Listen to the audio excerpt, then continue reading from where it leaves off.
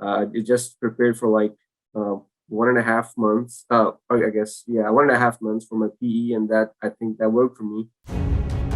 The morning section in the PE exam is is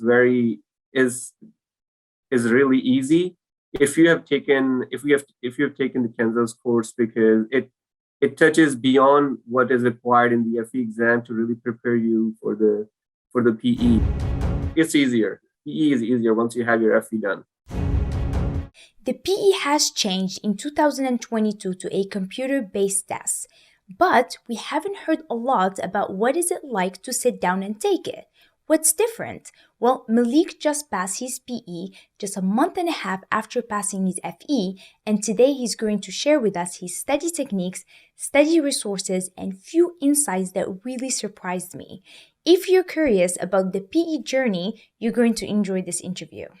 Hi, Malik. Welcome back to our channel. It's really nice to see you again. Yeah, pleasure to be here. Awesome. Okay, so last time we talked, you shared with us your FE experience, and today you are here because you passed your PE. And before I ask you about the schedule and the material and all that, I just want to ask you about the requirements. And I think this is something that a lot of people are confused about because it seems to be changing, and it also depends on the states. But I just want to know, what were the requirements that you had to submit to the NCEES to be able to take your exam? Well, in order to take the PE exam, you have to have at least 4 years of experience. That experience can be shortened if you already have advanced degrees. Like in my case, I have a master's degree, so that knocks out 1 year of experience. But then I have been working for 3 years in the United States, and that counted as like a full experience that so I could take PE. But again, if I didn't have this experience, since I was working overseas, that experience can also add into the requirement if you're working under PE licensed people outside of United States, and if that is recognized by NCEES. So that could also add up into the experience as well. Okay, awesome. If, let's say, you didn't have the experience, would you have still been able to take the PE, the actual exam? Yes, you can take the actual exam before meeting that requirement, but you won't just. But the only problem is you won't get the license right away after passing the PE exam. You have to wait until you meet that experience requirement. Then only you can apply for that actual license. Compared to if you already have experience, you can apply right away and get the license as soon as possible. Got it. So if you don't have the full experience, you can take the exam, but you just don't get your license right away. Once you have that full experience, then you can submit it to the NCS and then you get your license. Correct. But that also depends on certain states, right? Some states, it might vary. So for those of you guys who are watching this and you're just wondering if you can take your PE, I would contact the NCS and just like find out if you can actually sit for your PE. But Yes. one of the requirements that you have to have, I think, is the FE. It's like you have to pass your FE first before, Definitely. right? That one, I think, is a requirement. Definitely, yes. Okay. Okay, awesome. All right, now let's dive into resources. What material did you use for the breadth section? For the breadth section, I really didn't use any materials. I just used your course for morning. Sorry, the afternoon. I'm sorry, your afternoon course. I guess that covered most of the topics that were covered by the the PE morning section. So I didn't really use any other course. Wow.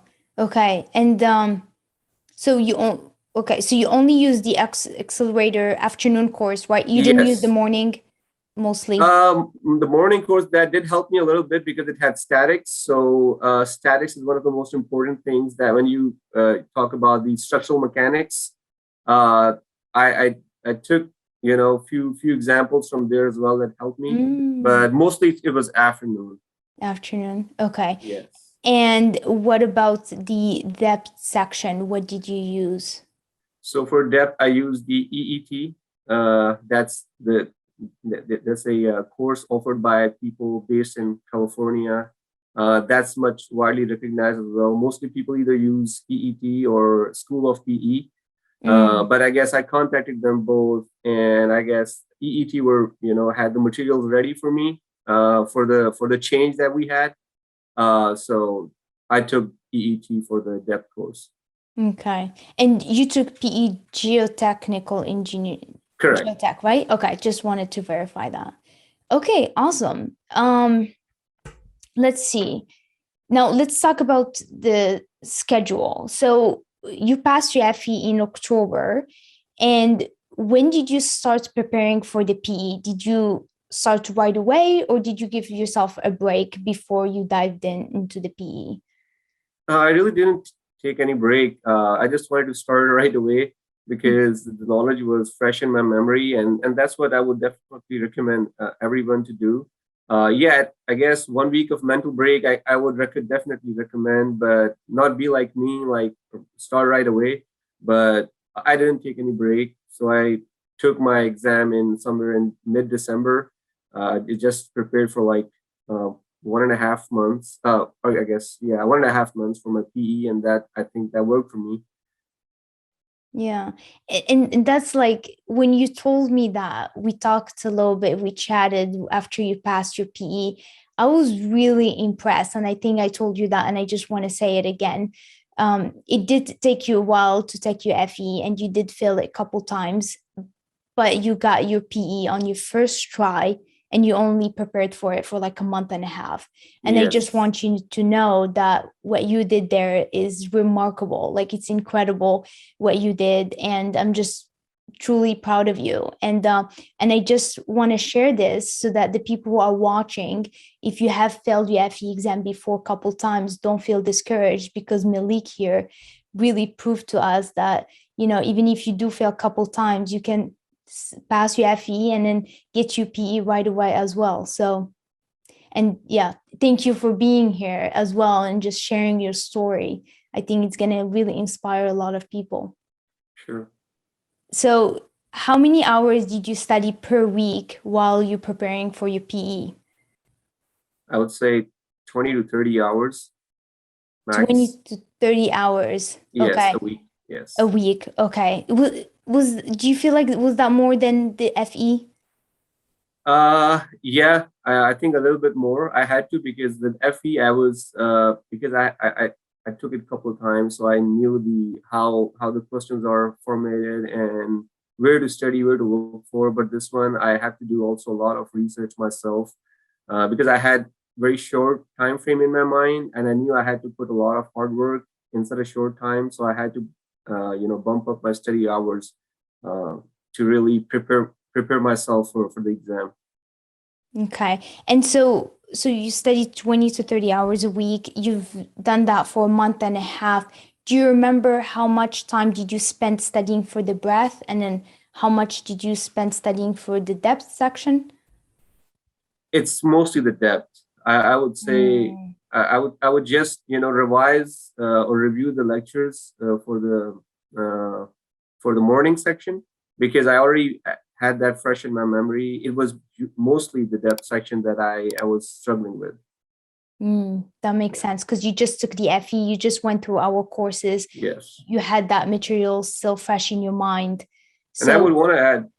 Sorry, I would okay. want to add that the morning section in the PE exam is is really easy if you have taken the Kansas course because it touches beyond what is required in the FE exam to really prepare you for the PE. So that would be enough in the exam. Yeah, because I feel like I really covered, like you said, like in depth, and then you guys get like a good foundation in some certain subjects there, which will help you not only pass your FE but also do really well in the breath section of the PE. Um, awesome. Okay, did you have to change your study habits for the PE, or did you feel like it was similar to what you did with the FE? Um, I would say the study habits stayed the same. I usually used to put off my phone and have a dedicated corner where I used to study while preparing for my FE. So I would say when I passed my FE, the main reason was the course I took and my study habits, the way I changed my study habits. So that is the reason I passed maybe my PE in the first attempt, because my habits changed that helped me pass my FE. And I guess that was only required to pass my PE as well, the course, the right course, and the study habits. Yeah, that's amazing. What would you say the one or two study habits that you found really effective that helped you pass your PE? Work on the quality, not the quantity, Oh, I like uh, that. and no distractions. If you study for 1 hour, and just focus on the problem in hand, the materials you are struggling with, and you should have no distractions during that time. Awesome. Did you take any practice exams? Yes, a lot. That's a key. I took I took 5 practice exams, and I wish I could have done more. But to me, practice exams really prepare you for the final test in terms of confidence, in terms of your efficiency, and yeah, it will really boost your morale, I would say. Yeah, it really does help a lot. That's why I really recommend practice exam a lot, because it's like that's the best way to prepare for it. It's to put Right. yourself in that same environment, right? And just expose yourself to so many different questions. Now let's talk about the exam a little bit. So the PE, we all know that it recently changed from paper-based to computer-based. And when you took your PE, it was the new format, the Yeah. computer-based. Can you walk us through the exam experience a little bit? Just I feel like people might not be familiar with it since it's new. Can you just tell us how did the exam go? What was it like, the whole format? Sure. So the exam is still like the 8 hours standard, so 4 hours. But the only difference this time would be that I wasn't even prepared for was that the questions are like a mixed bag. It's not the morning and the depth, and the afternoon section anymore. So you could get the depth question. Your very first question could be depth question, and the very next question could be a morning question, which I was not aware of. I was still prepared based on, I have a separate sections, but it wasn't the case. I wish I could have contacted NCEES before that, how would it be? But it was a mixed bag, and I was thrown off a little bit, I wasn't prepared, but again, I again skipped the questions, that I didn't know, and just started doing the easy questions first, got the confidence, came back, applied this. I mean, basically applying the same techniques as we learned, during the course. And that, slowly started gaining confidence and was able to finish up the test in the time. I guess I was able to finish it half an hour early.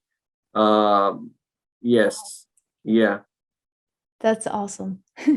Now, I want to talk about the exam, the time of the exam a little bit. So you said you get 8 hours. Did it stop at 4 hours, or is it like the FE exam where it's like you decide when you want to stop and take a break? And then also, how long was your break, if you had a Yeah. break? So it's an hour break. So it's Hour. like so 4 hours. After 4 hours, it will ask you that if you want to take a break or not. And then if you want, you can take a break or not. If you don't want to take a break, then, of course, it would be unofficial, but the official break is right after 4 hours. Okay. And then, so if you, let's say, so you said, yes, I want to take a break. You took a break, right? Yes. Okay. So that's good. So you took a break. So when you said yes, take a break, did you have to submit all the questions? Where you had the chance to go back and review the flag questions N- and then submit them? no, Or you have to submit. You have to submit the questions as well. Just like, yeah, you oh, have so to. Wow. So it hits the 4 hour mark, and it's like you have to, if you decide to take a break, that's it. It just submits the question for you, and then you go take your hour break. Yes. Wow. What if what if you still had questions flagged and then you wanted to go back to it? No, you have to make sure that before that break, because before that break you nail all of those questions. No, don't leave anything behind. You have to make sure Wow. that, yes. I want to add that, as the exam begins, please read the instructions very carefully, uh, because they have the introductory tutorial where they walk you through what to expect during the exam, the breaks and everything. Especially since the format has changed and no one has experienced it before firsthand, I would say just go through it, take your time, because it's not counted towards your exam until you start it. So please read it carefully before you actually attempt the questions. I think the difficulty level of the breadth level question, the breadth section, the breadth section was, I guess, equal to what we studied in the in your course. It wasn't, because they're not supposed to be very difficult. It's like a breadth portion, and they just touch and go. It won't deep dive into the subject. Like, for example, if you have a fluid mechanics question, they would just use the Bernoulli equation to come up with the pressure difference, and Mm. for example, not more than that. They won't even add like pumps and stuff, because it's not supposed to be difficult. I think so. I never got any difficult questions in the bracket exam, so it was a breeze for me, to be honest. Yeah. Wow. That's awesome. What about the depth? Yes, that you should expect, a little bit. They're long questions, first of all. I would recommend, to answer breadth questions as much as you can. Uh, so they're like, when the depth questions are really long, and when you read it, it will take you a long time to read and process the information, and then start attempting it. It's a little bit overwhelming. Uh, so yeah, I mean, I would suggest everyone, to make sure you have all the breadth sections confirmed answers in your mind, so that you would need less to pass. If you're just attempt half of the depth questions correct, you will be, in the ballpark figure of passing the exam.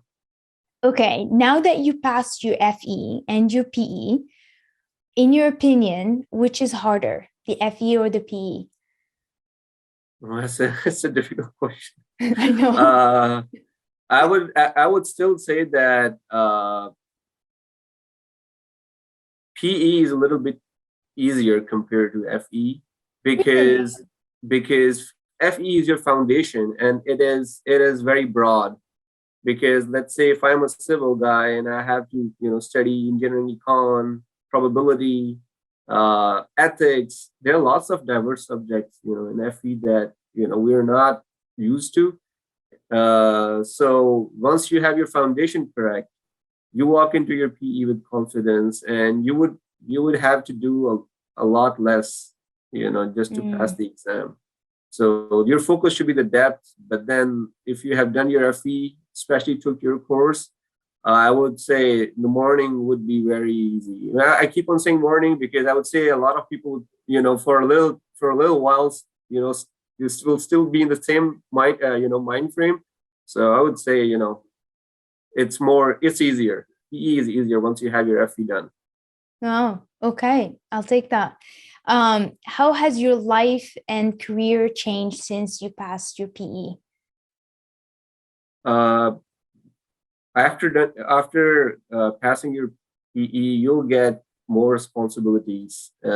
You'll be recognized in your department. There are high chances of getting promotion. In my case, I got a salary raise from what I was getting earlier, and then chances of getting into a management position. It boosts your chances to be being there in that position. Being a branch manager or project manager, you have a high chance that you get a raise and a promotion as well. That's great. Well, congratulations. And I have one more question. If a student comes up to you and asks you to list 3 things that really helped you pass your PE exam, what would you say to them? I would just say quality or quantity, practice exams, practice exams. Okay. Practice exams twice. We have that twice. Okay. All right. Awesome. Well, Malik, I want to thank you for doing this again with me. And it was really a pleasure talking to you. Thank you for sharing your story with us. I think it's really going to help a lot of students just to know what to expect, especially because the PE exam is recently changed. And so, yeah, I just want to really thank you for being here and taking the time and sharing your story with us. Sure, I really appreciate you having me here. Oh yeah, everybody now.